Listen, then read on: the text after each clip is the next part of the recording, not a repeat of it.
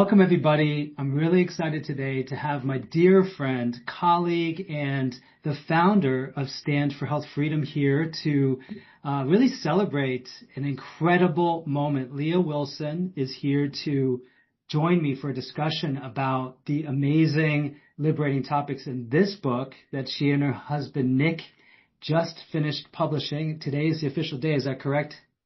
Today is the day. Yes, publication is live. And it's exciting because as I was reviewing it, Leah, the reality is that my book, which I love, Regenerate, is so technical and so like difficult to get through that I even glaze over sometimes when I'm looking at it. Whereas when I went through your book, I'm like, get all the essential pieces of what I was essentially trying to get out to the world in a more succinct and easily digestible form. And then it'll be obvious to people listening, it's because it's you and that this is your book. You actually wrote it. It wasn't AI. And that's how you operate because I listen to you speak and it's this like perfect, lucid, actionable prose. Like that's how I associate you with. So anyway, I would love to introduce, our audience to your body of work and then of course go into the incredible background you have and how you got into the health freedom advocacy movement as one of the leading voices and personalities that is in this space. So maybe tell us more about your background. Yeah, absolutely. And thank you so much, Sarah. I appreciate it. It's always a pleasure to be together and talk to people about what's going on, what's going on behind the curtain, so to speak, and to bring transparency to issues that might not otherwise exist. But the beautiful thing about Regenerate is it is so accurate and detailed when it comes to proof of the truth about health in the biology. And Reclaim Vitality serves a different purpose, but it is in the same body of work. It serves a purpose to talk to a mom directly about your next healthcare decision, about your next decision as it relates to lifestyle intervention.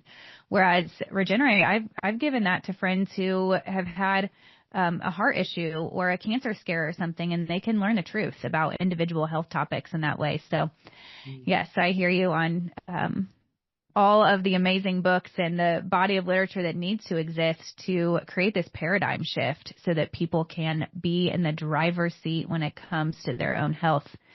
And that's really what started this mission with Stand for Health Freedom, was our own family exercising our decisions to choose not to vaccinate our own biological children. And the state had an opinion about it. And we dug deep. And we're like, what do you mean that we're not a fit and loving home for a child in the foster care system, yet we have healthy children, we have a safe place for them to live, we have an amazing history with the child welfare program and the work that we have done for you. And it just so happened that at that same moment in history, when the state of Indiana was attacking our foster care license, that you and Green Med Info were being attacked through censorship. And it was obvious that we needed people to understand the truth so that these bad public health policies could not be the driving forces in our own lives. Mm. Yeah, so one of the things too about the book that I love so much and the way that you have put it together is a guide to exit conventional medicine and live naturally.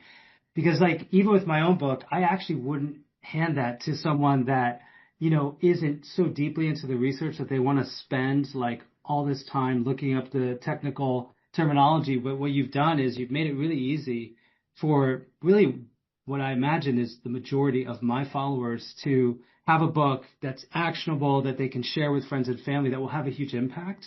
So, and it has so much to do with your history, because I know you, like myself, have been fighting huge forces of adversity on behalf of those who sometimes don't have a voice. In your case, foster children, as well as your own children. In my case, my own children. And this book is essentially also a explanation for how you have accomplished what you have, which is massive. Stand for Health Freedom has millions of actions that have been taken to affect change, due to what is it, 200 plus campaigns last year alone. And it's unimaginable the scale of what I see happening. And yet you stay calm, you stay healthy, you stay focused. You have, an infant. I've seen you at various meetings or you've been on the phone and you managed to juggle all this. So can you tell us a little bit more about like sort of the personal story behind some of what you put in the book? Yeah, absolutely. It comes from, experience in our own lives and family and living out things like Nick's diagnosis with Crohn's, which we didn't accept as a diagnosis, but that was something that was laid upon him, or secondary infertility, or, these things that have come up in our own lives. There's lived experience in walking cancer with family members, but there's also the experience that we have helping tens of thousands of individuals through this journey in our health center here in Indiana. And so it's fascinating to see the shift that happens when people learn to trust that their body is doing the right thing at the right time. And that growing that muscle to understand that my body is not warring against me changes everything. You know what I mean? It changes how we view something as simple as a fever or a toothache. Oh, my tooth is aching because my body is sending an accelerated amount of blood to a certain area to heal that area. You know what I mean? Or I have inflammation in my knee because inflammation is a smart thing to an acute injury. And it just changes how we interact with our own physical frame when we have the simple truth that the body's always doing the right thing at the right time, and that we need to learn how to get out of its way and support it doing the right thing at the right time. And when we watch moms of young children understand this truth and take their children through the exercise of watching a cut heal and admiring the brilliance of the body, and if this cut is healing on your leg, then what is happening on the inside as you repair day to day and moment to moment.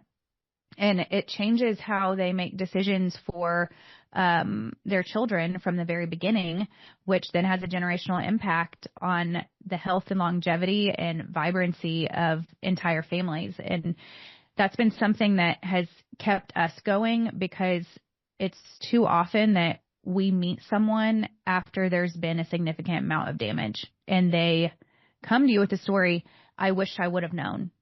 I wish I would have known to make a different decision. I wish I would have known that there were dramatic side effects to that psychotropic drug, or that there was suicidal ideation was something that my teen might experience because I took the recommendations of a doctor. And we are on a mission to help people understand the foundations so that there are way less moments of I wish I would have known, and way more moments of living out your God-given potential and having that vibrancy intact for yourself and for your children and for your children's children. Because I think that it's fair to say that America is full of people right now who are sick of being lied to and who are sick of the lack of transparency and ready to take a different path. So beautiful. I think about how really every mother is a clinician in a very unique way, right? Like there is no male doctor that will ever be a mother, that, bore a child and gave birth to it and then had to sustain it and use that infinitely intelligent, intuitive relationship that occurs between the mother and the child, that dyad. And so we're seeing the rise, of Maha, really because of the respect that our secretary has had for so-called Maha moms, but it's in a way a return to ancient wisdom. And that's another reason why I take your book so seriously, because, I've been a father very invested in my children's welfare, and things like fevers I had to learn as well, that you want to nurture and make sure they're hydrated. And in some cases you encourage it so it breaks. There are all these ancient ways that our species relied upon, so we're still here today. And it seems like a lot of that's being recovered in this book in a way, again, that makes it very easy for people to understand. So, I think that what I'd like to ask you is, like, when you and Nick came up with the book, what were the primary things that you felt needed to be said that were not being said, in the conventional standard of care? Yes. And when we wrote the title, I mean, we wrestled hard with, is it exit medicine? Well, that negates a whole, practice of medicine, the art of medicine that is ancient and that does hold wisdom and intent that is good and sound.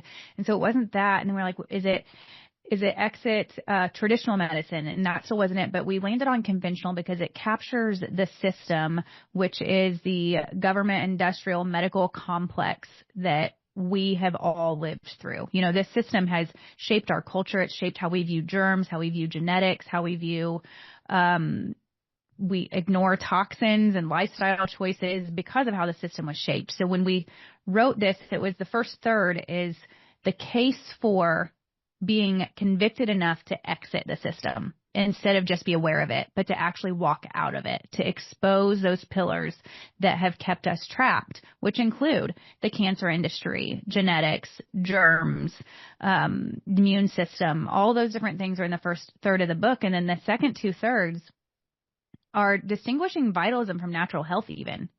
Because if you look at regenerative farming and how it relates to organic farming, regenerative farming is about restoring and supporting the ecosystem, not just avoiding harm. It's a worldview approach to what is natural. And that is vitalism. It is a worldview approach that removes us from the traps of fear and gives us confidence so we are less vulnerable to the next trick and scare tactic of public health overreach. And that was really where we were coming from, is we wanted people to have a foundations approach, a systems approach, to be able to have a filter to take in information on the airwaves from their neighbors, from their doctors, from their schools, from whatever institution there is, that we will have a filter by which we can take in information and be confident in the decisions that we make. And we encapsulate that in principles and virtues.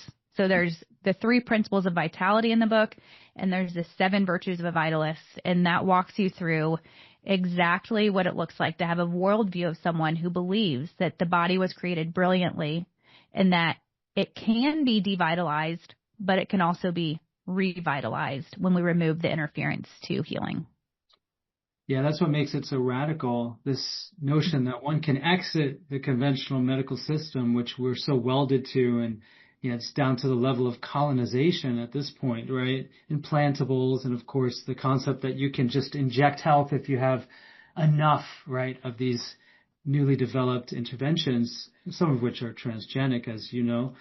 So, this is a very radical departure. And I think one of the things that's so intriguing to me about your work is because you come from a truly, I would say, religious, I don't know if the word spiritual is the right phrase, but there's a grounding you carry. One of the things that I love about your quote on Stand for Health Freedom is this quote. I'd like to just read it real quick. Parental rights and religious freedom are God-given natural rights that cannot arbitrarily be taken away by government authorities. Parents are the single most important factor in a child's success. I stand in full support of this sacred relationship. To me, this is just so profound, right? Because you've always, I think, advocated that certain rights are God-given, right? And or natural, which is over and above, constitutionally conferred rights, etc.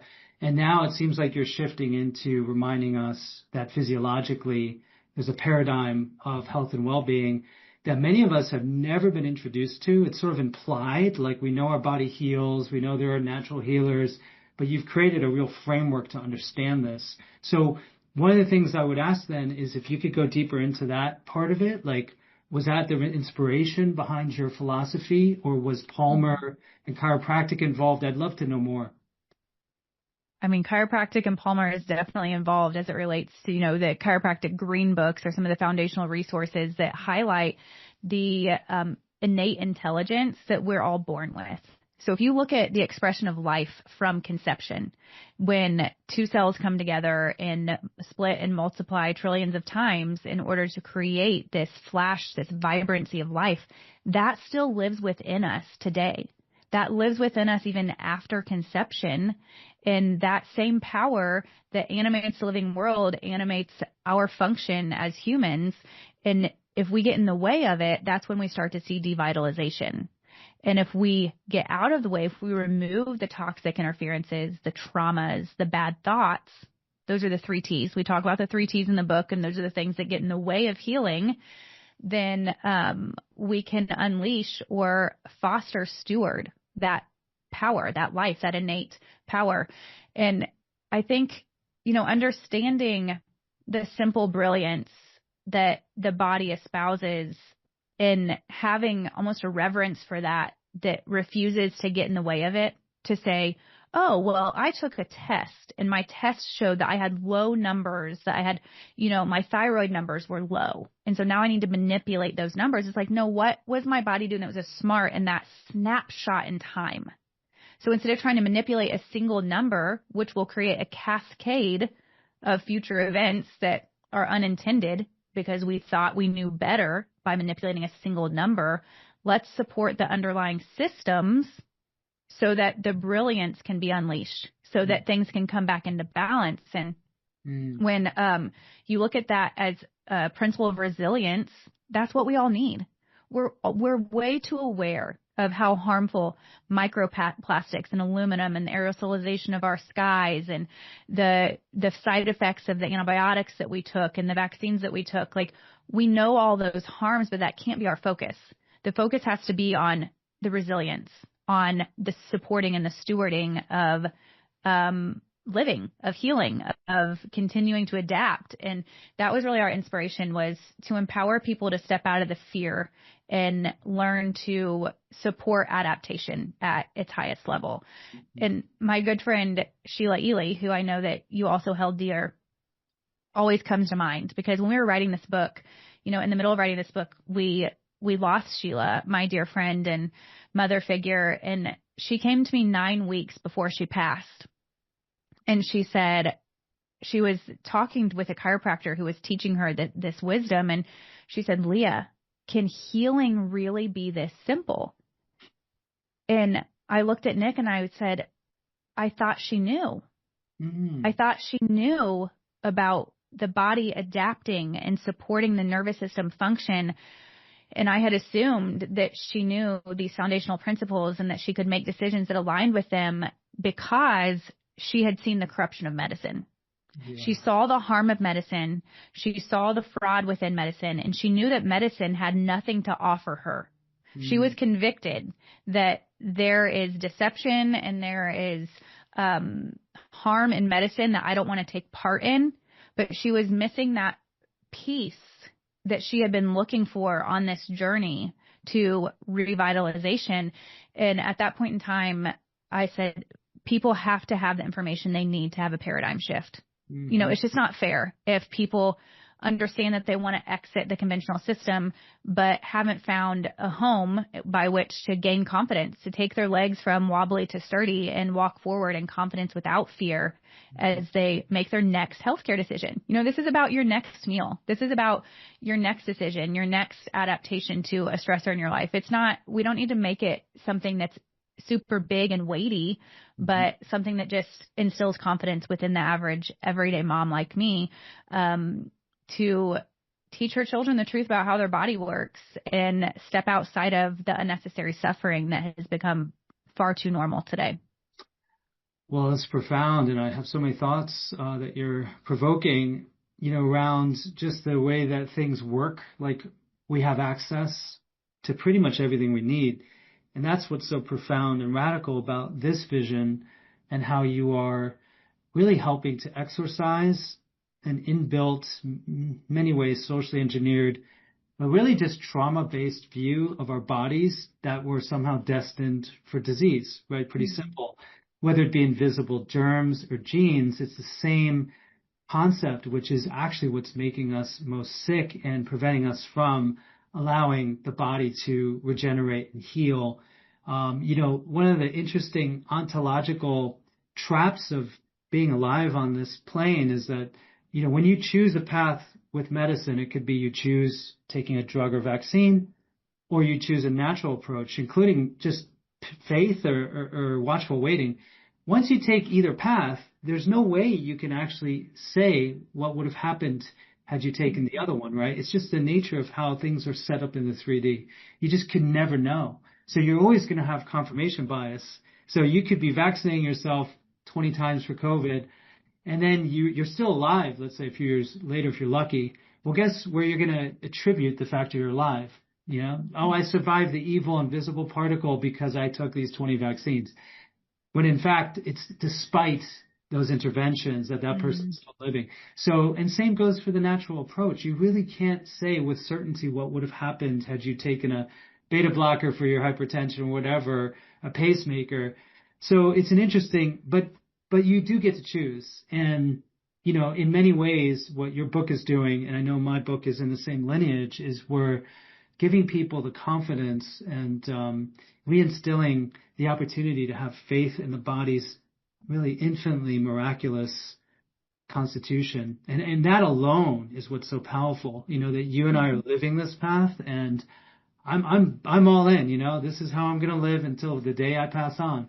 And I think that more and more people are doing that. And in its wake, we see the pharmaceutical, medical, industrial establishment start to really transform, right? So I'd love to tell us more about what you think is happening nationally and globally when it comes to, you know, this new model, which is sort of like Buckminster Fuller, you know, creating a new system that makes the old obsolete.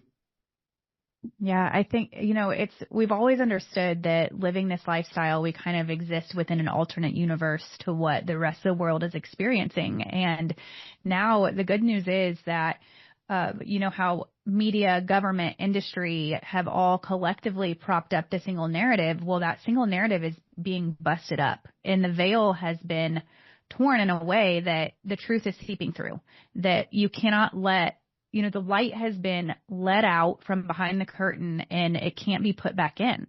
So people are asking good questions about why were there 72 plus doses on a childhood vaccine schedule and now there are not?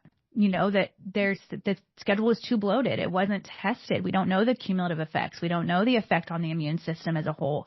And now that those questions are being asked, you have millions, literally millions of families at the same moment in time reassessing where they're putting their trust, and dare I say faith.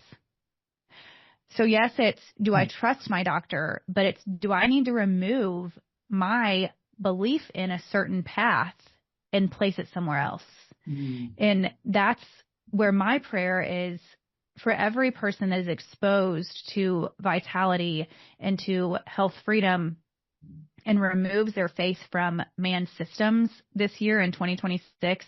My prayer is that they then in turn place their faith in the hands of God, because this is a journey about understanding the sovereignty of his creation, of who we are as families within a civilization, you know, that we are sovereign and distinct from the state, from the federal government, from other families, and that trickles down not only into government constructs, but also into how we interact with our own bodies and make our own healthcare decisions. And I think that sort of freedom is what America is going to return to when enough people have the confidence to take their faith out of systems that have been hurting us. And I'm excited for that. I think that we're not totally there because we're just at this point in time where light has been let out and people are starting to ask good questions, but they're going to start looking for solid answers because of those questions. And I hope that's what Reclaim Vitality can provide, a resource and a tool to support them in that journey and support them in answering questions that medical doctors were never suited to answer. Mm-hmm. If you take your child to a medical doctor about things that are psychological, spiritual, multidimensional, they're not just purely physical. It's a frustrating experience to know that someone can't solve this for you.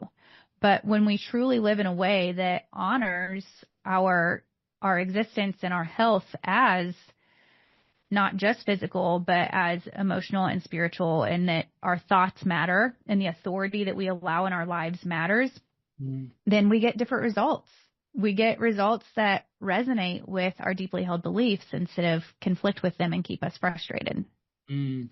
Well, your words on the subject carry a lot of weight given the role you've been playing to help empower millions to take full control, right, of their destinies politically, even having a significant impact. So, I do agree with you. I think that we're at the point where I think the world is waking up. Sovereignty is the issue. It was always the issue. You can't have any other rights, civil liberties, if your body isn't, if you will, protected, right, constitutionally, and there is an acknowledgement of, the God-given rights that we have to prevent being injected or forced into an intervention. So the sovereignty that you're helping to inculcate and empower is going to scale up, it looks like. This is the first time that I can remember where I feel like I've have representation in the government, so I can say we the people have representation that feels like it actually agrees with my own personal experience. Mm-hmm. So it is a really incredible time. But as I know, have been an advocate for quite some time, it's not necessarily about just outsourcing all confidence in newly elected individuals, right? Even though you're doing such a great job of helping make sure those are the right ones, right? It has to do with taking full responsibility at home and with our bodies and families. So as far as like some practical applications, if there's one change that's central to this book that our audience can make, what would be the one change that would be the most highest return on investment? That's good. As it relates to, if we're talking about reclaim vitality, and as it relates to stewarding our health, I think it is shifting. I mean, it's that worldview, it's that paradigm shift to viewing your health as something you steward. And on a practical level, I think it's acknowledging that the nervous system is at the foundation of all of it. And you see what's trending on social media. I mean, the word nervous system trends on social media. People are talking about stress levels and that this is the crux and the underpinnings of being able to adapt. And there's a recognition that we need to slow down, that we need to value and prize relationships and joy and human interactions. And if we have the container by which to make that fit, instead of just giving ourselves a task list, a list of to-dos, then it helps us align our virtues, our values with what's going to steward our bodies well. So I don't know if that's practical, but I can assure you in the book that we go through this beautiful balance sheet that Nick came up with about your assets and your liabilities with stewarding your health.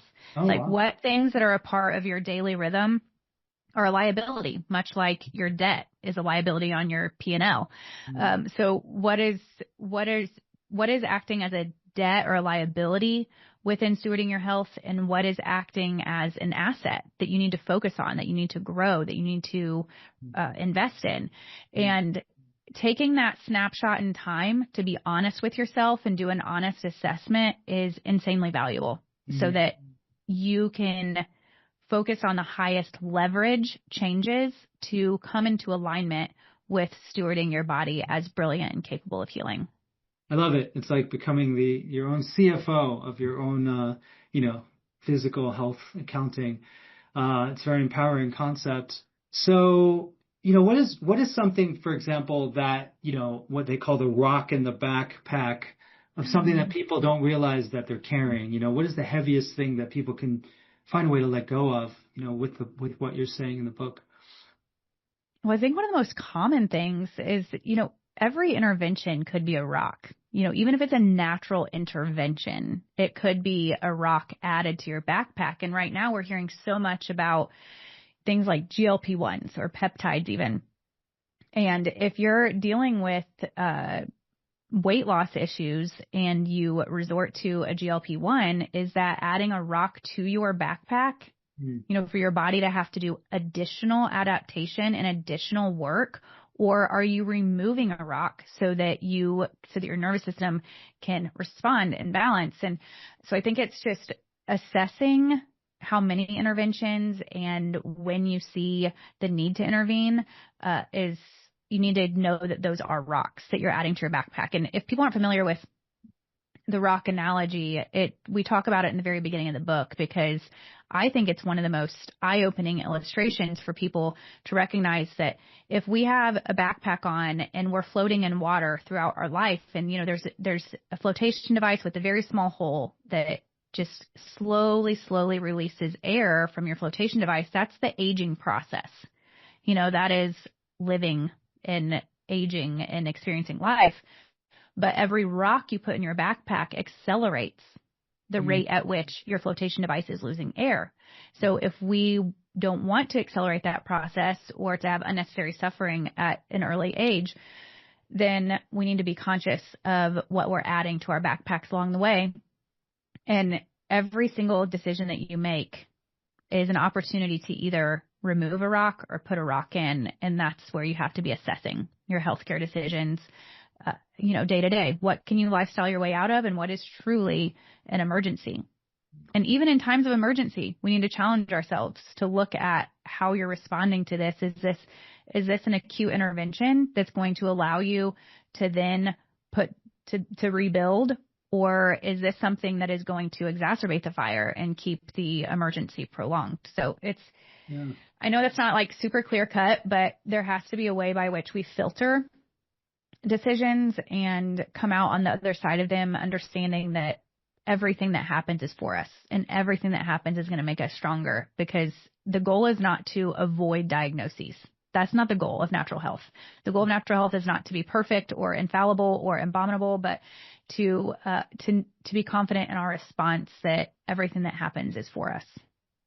It's beautiful. I love the way you put it. And it's just so simple, really. Like if, you're in meditation or prayer and you get these flashes of insight, they often come in this form, like it's just so clear.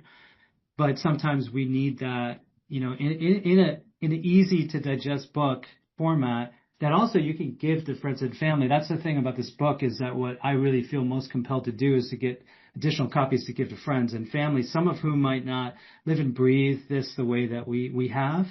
So either way, Leah, I'm just so also honored to be a top endorsement of the book, because the truth is it is one of my favorites in terms of actual tools that you can share that's going to have a huge impact. So any last words of wisdom to our following?